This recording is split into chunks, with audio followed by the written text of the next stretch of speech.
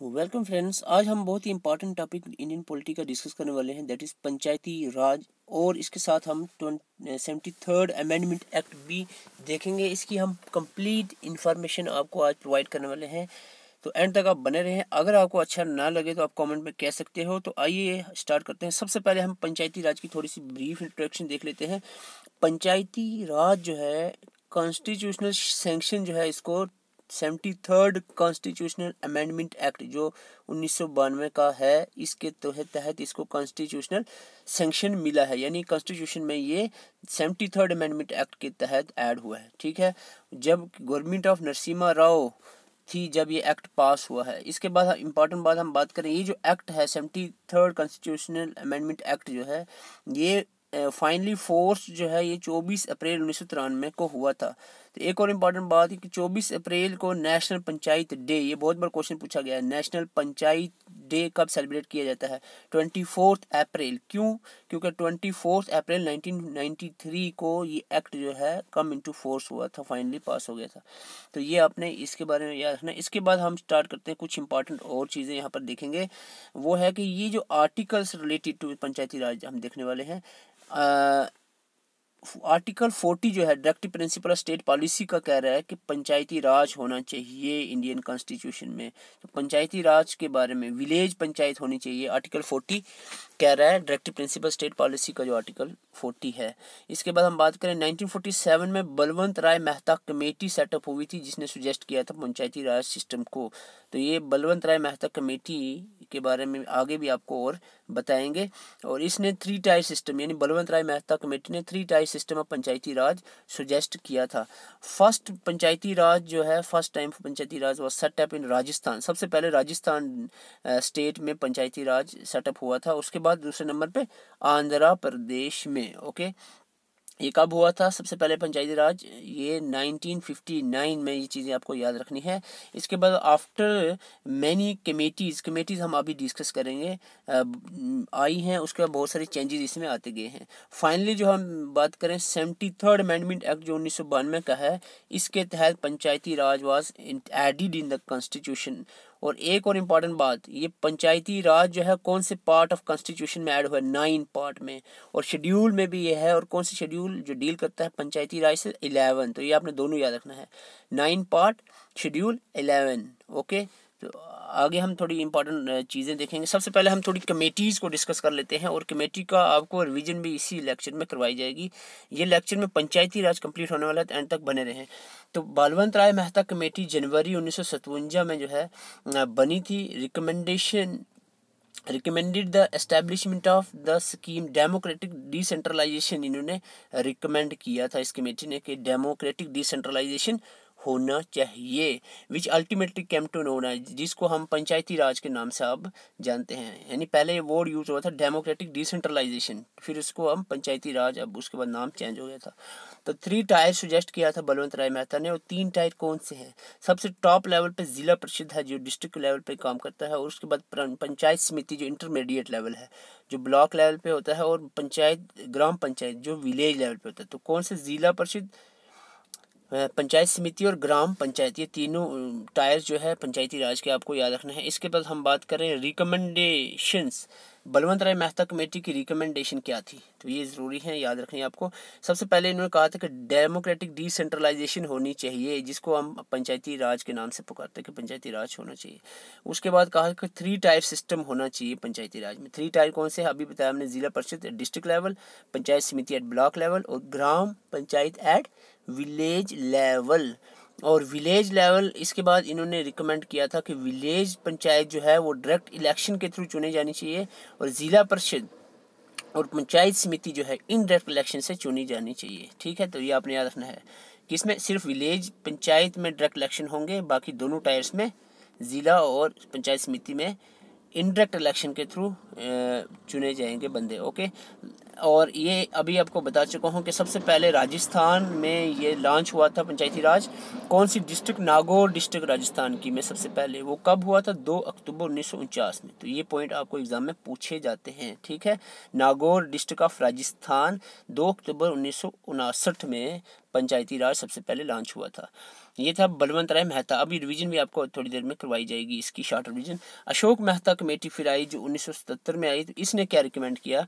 इन्होंने कहा कि there should be the official participation of political parties की ऑफिशियल पार्टिसिपेशन होनी चाहिए all level of panchayat elections के अंदर। तो ये आपको पहला पॉइंट इन्होंने कहा, ऑफिशियल पार्टीज की पार्टिसिपेशन। दूसरा पॉइंट कहा इन्होंने कि Panchayati Raj institution should have compulsory power of taxation. तो ये पावर ऑफ टैक्सेशन, टैक्स लेने की पावर जो है पंचायती राज के पास होनी चाहिए। दूसरा पॉइंट इन्होंने कहा to mobilise the financial resources को मोबिलाइज करने के लिए। तो ये टैक्स लेने की पावर और पॉलिटिकल पार्टीज की पार्टिसिपेशन, 2 पॉइंट। और तीसरा पॉइंट इन्होंने कहा कि the state government should not supersede the Panchayati Raj institution को स्टेट गवर्नमेंट सुपरसीड नहीं करनी चाहिए। तो वैल्यू यानी पंचायती राज की होनी चाहिए। इसके बाद इंपॉर्टेंट पॉइंट इन्होंने बताया था अशोक मेहता ने, वो था न्याय panchayat should kept as a separate body that of the development panchayat. नया पंचायत होनी चाहिए। तो ये आपको पूछा जाता है नया पंचायत होनी चाहिए, किसने रिकमेंड किया था? अशोक मेहता ने, ठीक है। 3 चीज़ें, सीधी सी बात है, 3 चीज़ें आपने याद रखनी है। पहला कि पॉलिटिकल पार्टीज की इन्वॉल्वमेंट, दूसरा टैक्सेशन लेने की, टैक्स लेने की, तीसरा न्याय पंचायत होनी चाहिए। और 4th पॉइंट क्या है? Chief electoral officer of the state in consultation with the chief election commission. Chief electoral officer state का होना चाहिए जो है इलेक्शन का प्रोसेस देगा। तो ये कुछ पॉइंट्स जो है 4 इस अशोक मेहता ने रिकमेंड किए थे। इसके बाद 1985 में जीवी के राव कमेटी आई। इन्होंने क्या कहा? इनके क्या इंपॉर्टेंट पॉइंट्स थे, रिकमेंडेशन थे? डिस्ट्रिक्ट डेवलपमेंट कमिश्नर जो है, district development commissioner should be created. तो इन्होंने कहा डिस्ट्रिक्ट डेवलपमेंट कमिश्नर होना चाहिए। Election to the panchayat raj institution should be held regularly, election होने चाहिए। ये कुछ इंपॉर्टेंट पॉइंट नहीं है याद रखने के लिए। G V K Rao committee should recommend the reduction in the development role of district collector which assign a major role of Panchayati Raj development commission. तो ये इसमें जीविका राव ने खास कुछ पॉइंट बताए ही नहीं। सिंघवी की बात करें तो सिंघवी जो है 1986 में LM सिंघवी कमेटी बनी 1986 में। डेटें आपको रफली याद रखनी है। तो Panchayati Raj institute should be constitutionally recognise. तो कॉन्स्टिट्यूशन स्टेटस जो है प्रोवाइड होना चाहिए पंचायती राज का। ये सबसे पहले सिंघवी ने कहा था, ये आपको याद रखना है, ठीक है। तो ये इन्होंने एक इम्पॉर्टेंट पॉइंट कहा है। एक नया चैप्टर होना चाहिए कॉन्स्टिट्यूशन के अंदर पंचायती राज, ये इन्होंने LM सिंघवी ने रिकमेंड किया था। थंगन कमेटी क्या कह रही है? चेयरमैन इसका PK थंगन था, जो 1988 में आई थी। क्या कहा कि पंचायती राज शुड बी कॉन्स्टिट्यूशनली रिकॉग्नाइज। फिर इन्होंने भी यही डिमांड की कि कॉन्स्टिट्यूशनली रिकॉग्नाइज होना चाहिए। टायर इन्होंने कहा 3 टायर। तो एक और इम्पॉर्टेंट बात बता दूं मैं आपको, मैं यहाँ पर बता नहीं पाया। तो ये जो अशोक मेहता ने है, ठीक है, अशोक मेहता ने क्या कहा था कि 2 टायर सिस्टम, 2 टायर सिस्टम होना चाहिए, 2 टायर सिस्टम, ठीक है, पंचायती राज का। बलवंत ने कहा था 3 टायर और अशोक मेहता ने कहा था 2 टायर सिस्टम। अभी आगे भी डिस्कस करने वाले हैं। तो इसके बाद गडगल आए। गडगल और उन्होंने क्या कहा कि रिजर्वेशन ST/SC की होनी चाहिए। इसके अलावा टैक्सेशन पे भी इन्होंने कहा कि टैक्स कलेक्ट करने चाहिए PRIs। तो ये आपको थोड़ा सा मैं रिवाइज करवाने वाला हूँ कि अभी आपने क्या सुना कि बलवंत राय मेहता कमेटी जो है जनवरी 1957 में बनी, ठीक है। और इन्होंने रिपोर्ट सबमिट की कब? नवंबर 1957 में। सबसे पहली बात इन्होंने कही, मैं आपको बता दूं कि 3 टायर सिस्टम होना चाहिए पंचायती राज का, एक पॉइंट। दूसरा इन्होंने कहा कि सबसे पहले इन्होंने कहा था कि डेमोक्रेटिक डिसेंट्रलाइजेशन होनी चाहिए, जिसको हम पंचायती राज कहते हैं। और 2 ये इंपॉर्टेंट पॉइंट इन्होंने कहा, 3 टायर और डेमोक्रेटिक डिसेंट्रलाइजेशन होनी चाहिए। ये वर्किंग का आपको याद रखना, 2 कमेटीज इन्होंने बनाई थी जिन पे ये काम कर रहे थे। तीसरी इंपॉर्टेंट पॉइंट हमने देखा कि राजस्थान 1959 में सबसे पहले पंचायती राज एस्टेब्लिश हुआ। अशोक मेहता ने क्या कहा? अशोक मेहता ने कहा कि 2 टायर सिस्टम होना चाहिए, 3 नहीं भाई, 2 टायर सिस्टम होना चाहिए। और उसके बाद ये कहा कि स्टेट गवर्नमेंट जो है should not supersede the PRIs को सुपरसीड नहीं करनी चाहिए स्टेट गवर्नमेंट। और तीसरा मैंने कहा था अभी आपको कि न्याय पंचायत होनी चाहिए। किसने कहा था? अशोक मेहता ने। 1977 में ये बनी थी कमेटी। तो आपको ये दोनों का याद रखना है, किसका? बलवंत का 3 टायर और डेमोक्रेटिक डिसेंट्रलाइजेशन। अशोक मेहता ने क्या कहा? 2 टायर और कि स्टेट गवर्नमेंट सुपरसीड नहीं करनी चाहिए PRIs को। तीसरा इंपॉर्टेंट पॉइंट अशोक ने कहा था कि न्याय पंचायत होनी चाहिए। जीवीके राव की बात करें तो जीवीके राव ने एक इंपॉर्टेंट पॉइंट कहा है कि bureaucrats development administration as against democratic weaken the PRI, यानी बैरोक्रेट्स जो यहाँ पर नहीं सुपरसीड करने चाहिए पीआरआईस को। तो ये एडमिनिस्ट्रेशन यानी पीआरआईस को सुपरसीड नहीं करनी चाहिए, पीआरआईस की अपनी पावर्स होनी चाहिए। इसके बाद सिंघवी, थंगन और गडगल तीनों ने कहा था कि कॉन्स्टिट्यूशनल स्टेटस मिलना चाहिए पीआरआई को, पंचायती राज को कॉन्स्टिट्यूशनल स्टेटस मिलना चाहिए, एक अलग चैप्टर होना चाहिए। ये तीनों सबसे पहले सिंघवी ने ये कहा था। इसके अलावा हम बात करें तो इसके बाद इन्होंने कहा ये जो थंगन और गडगिल ने कहा कि रिजर्वेशन होनी चाहिए एसटीज की, ठीक है। और गडगिल ने ये भी एक इम्पॉर्टेंट पॉइंट कहा है कि स्टेट इलेक्शन कमिश्नर होना चाहिए जो इलेक्शन देखेगा पीआरआईस के। तो ये थे इसके रिलेटेड। अब हम बात करते हैं कॉन्स्टिट्यूशनलाइजेशन ऑफ 73rd अमेंडमेंट एक्ट को के बारे में थोड़ा सा हम देख लेते हैं। 73rd अमेंडमेंट एक्ट 1992 का जो था, इसके बारे में थोड़ी बैकग्राउंड देखते हैं। सबसे पहले राजीव गांधी गवर्नमेंट थी जिन्होंने 74th कॉन्स्टिट्यूशनल अमेंडमेंट बिल जो है पास राज्यसभा से लोकसभा से पास करवा लिया था। कब? 1999 में, ठीक है। लेकिन राज्यसभा ने अप्रूव नहीं किया तो ये रह गया था, ठीक है। फिर वीपी सिंह गवर्नमेंट आई और इन्होंने 1990 में, पहले 99 में राजीव गांधी ने किया ये इंट्रोड्यूस बिल, लेकिन लोकसभा ने पास किया, राज्यसभा ने पास नहीं किया तो ये अप्रूव नहीं हुआ। फिर वीपी सिंह गवर्नमेंट ने इंट्रोड्यूस किया 1990 में, बट फॉल ऑफ गवर्नमेंट हो गया किसी वजह से, result to the lapse of the bill, तो ये बिल फिर यहाँ पर भी लैप हो गया। फिर जनाब आपको बता दें कि नरसिम्हा राव की गवर्नमेंट आ गई।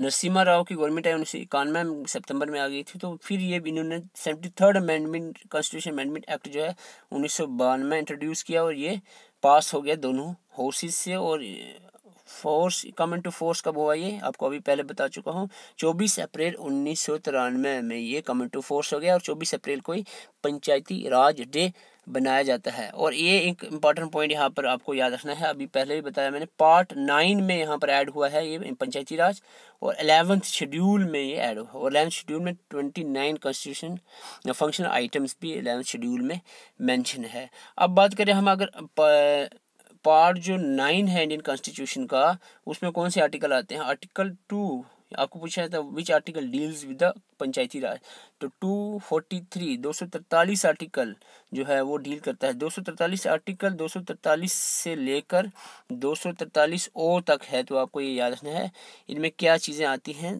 थोड़ा सा ब्रीफली मैं आपको यहाँ पर बता देता हूँ। सबसे पहले 243 आर्टिकल में डेफिनेशन आती है इसकी पंचायती राज की, और 43 ए में आता है कि ग्राम सभा होनी चाहिए। तो ग्राम सभा क्या है? सारे जो 18 साल प्लस के जितने भी अडल्ट हैं वो ग्राम सभा के मेंबर्स होते हैं, ग्राम सभा के अंदर आते हैं। जितने भी एडल्ट वोटर्स हैं उस पंचायत के, उनको ग्राम सभा कहते हैं, ठीक है। ये कौन सा आर्टिकल कह रहा है? 243 ए। 243 बी कह रहा है कि कॉन्स्टिट्यूशन ऑफ पंचायत, तो पंचायत जो है कैसी होनी चाहिए, तो इसके बारे में डील करता है, पंचायत कैसे बनेगी। तो सी में कंपोजिशन ऑफ पंचायत पे बात चल रही है, और डी में reservation of seat, SC ST की रिजर्वेशन से डील कर रहा है ये डी। ओके, तो आपको यहाँ इस पे इसके रिलेटेड ट्रिक भी बताई जाएगी। और ई डील कर रहा है ड्यूरेशन ऑफ पंचायत की ड्यूरेशन कितने साल की होगी? 5 साल की। तो इसके पे अब मैं आपको एक सेपरेट वीडियो में ट्रिक्स भी बता दूंगा किस तरह से आर्टिकल 243 को याद रखा जाए। तो इसके लिए मैं नेक्स्ट एक वीडियो शॉर्ट सी वीडियो में ट्रिक लेकर आऊँगा। तो वैसे आप ये देख सकते हैं, आई डील कर रहा है finance commission to review the financial commission. तो हर 5 साल में एक फाइनेंस कमीशन बननी चाहिए जो रिव्यू करेगी यहाँ पर फाइनेंशियल पोजीशन को पंचायत की। तो उसके बाद जे डील कर रहा है audit of accounts of panchayat होनी चाहिए, और के डील कर रहा है इलेक्शन। तो के पूछा जाता है कौन सा आर्टिकल डील कर रहा है पंचायती राज का? इलेक्शंस ऑफ द पंचायत से, तो आर्टिकल के डील कर रहा है इलेक्शन से। और L is deals with the application of union territories पे पंचायती राज का एप्लीकेशन, यहाँ पर थोड़ी सी एक्सेप्शंस भी हैं। तो एम डील कर रहा है part not to be apply to the certain areas में, नॉट ये अप्लाई नहीं होगी पंचायती राज, तो ये भी 20 लाख से पॉपुलेशन कम वाले एरिया में अप्लाई नहीं होगी, तो ये भी यहाँ पर डील कर। And deal with the existing laws and panchayat, और ओ डील कर रहा है bar to the interface by the court in the electoral matters. तो इसके लिए मैं आपके लिए सेपरेट ट्रिक लेकर आऊँगा। तो अगर हम थोड़े कि आपके लिए मल्टीपल लेकर आया हूँ तो आप ये ट्राई कर सकते हो। Balwant Rai Mehta committee is its report suggested, बल्वनरी मैटर कमेटी ने की रिपोर्ट ने क्या सुजेस्ट किया था, तो आपको पता होना चाहिए। इन्होंने कहा था कि 3 टायर सिस्टम ऑफ पंचायती राज होना चाहिए।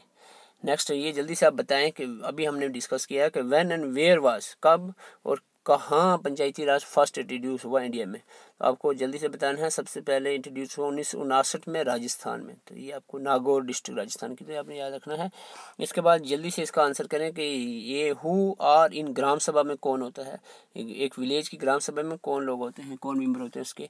तो आपको बता दूं यहाँ पर all adults of the village, जितने भी अडल्ट्स हैं यानी 18 प्लस के जितने भी लोग हैं वो सारे ग्राम सभा में आते हैं, तो ग्राम सभा बनाते हैं। Which of the following article of our constitution related to Panchayati Raj, बहुत आसान है, जल्दी से बताएं। तो 243 आर्टिकल जो है डील करता है पंचायती राज से। तो this is all about from the Panchayati Raj. तो अगर आपको वीडियो अच्छी लगती है तो हमारे चैनल में प्लेलिस्ट में जाएं, जो भी आपके सिलेबस के रिलेटेड टॉपिक्स हैं वो आप ज़रूर देखें प्लेलिस्ट में, और चैनल को सब्सक्राइब करें अगर आपको अच्छा लगता है। और भी हम क्वालिटी कंटेंट लेकर आते हैं कम टाइम में, अच्छी चीज़ें हम आपको देते हैं। इसके बाद हम बात करें, डिस्क्रिप्शन में टेलीग्राम का आपको लिंक मिलेगा, वहाँ पर आपको पीडीएफ प्रोवाइड की जाएंगी जितनी भी वीडियोस हैं, तो वो भी आप ज्वाइन कर सकते हैं। Thank you for watching.